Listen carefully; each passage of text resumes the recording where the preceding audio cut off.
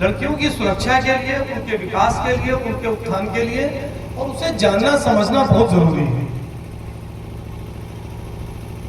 आप होता क्या कि प्रारंभिक तौर पर एक जो हमारे यहाँ समाज में या सोसाइटी में एक पुलिस के प्रति जो निगेटिविटी रहती है और पुलिस से दूरी बना करके लोग रखते हैं, उसकी वजह से बहुत सारी चीजें आप लोग नहीं जान पाते।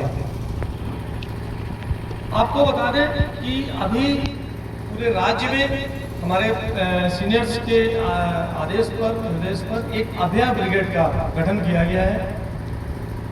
अभया ब्रिगेड का उद्देश्य है कि जब हमारे समाज की, हमारे परिवार की, हमारे घर की बच्चियां, आप लोग जब घर से बाहर निकलते हो, स्कूल जाते हो या बाजार में निकलते हो, कहीं जाते हो, तो आपको पूरी तरीके से आपके अंदर सुरक्षात्मक भावना पैदा करना और आपको सुरक्षा पैदा करना।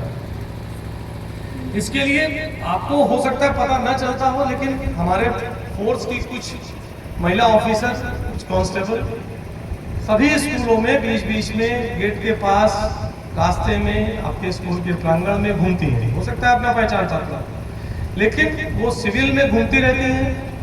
वो सिर्फ इसलिए कि अगर कोई बाहरी व्यक्ति, कोई बुरी नीयत का व्यक्ति अगर स्कूल के आसपास, बाजार में, मार्केट में अगर घूम रहा है या उसका नियत ठीक नहीं है, तो उसमें हम कार्रवाई कर सकते हैं। इसमें ये कार्रवाई और ये चीज तो हमारी तरफ से हो गई कि हमने ये एक सुविधा दे रखी है।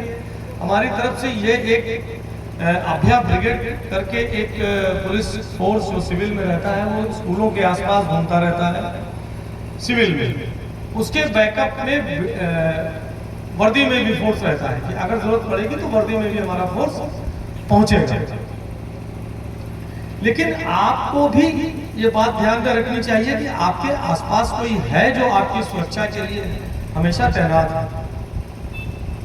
अगर आपको कभी ये लगता है कि कोई व्यक्ति, कोई इंसान जिसकी नियत ठीक नहीं है, भले वो आपके प्रति ना हो, किसी अन्य के प्रति हो, तो आपको समय समय पर उस अभया ब्रिगेड को पहचान कर ये जानकारी आपको देनी है।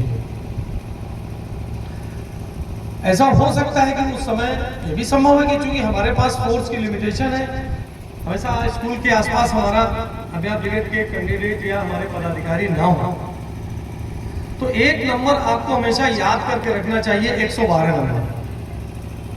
हर थाने में 4-5 गाड़ियां ऐसी हैं जो 112 डायल की गाड़ियां हैं। दुर्गावती में 112 डायल के कुछ मोटरसाइकिल भी हैं। उन गाड़ियों का काम सिर्फ यही है कि जब उसको कोई कॉल जाती है, तो जिस लोकेशन से कॉल गई है उस लोकेशन पर पहुंचना और उस व्यक्ति को जिसने ये शिकायत की है उसको मदद पहुंचाना।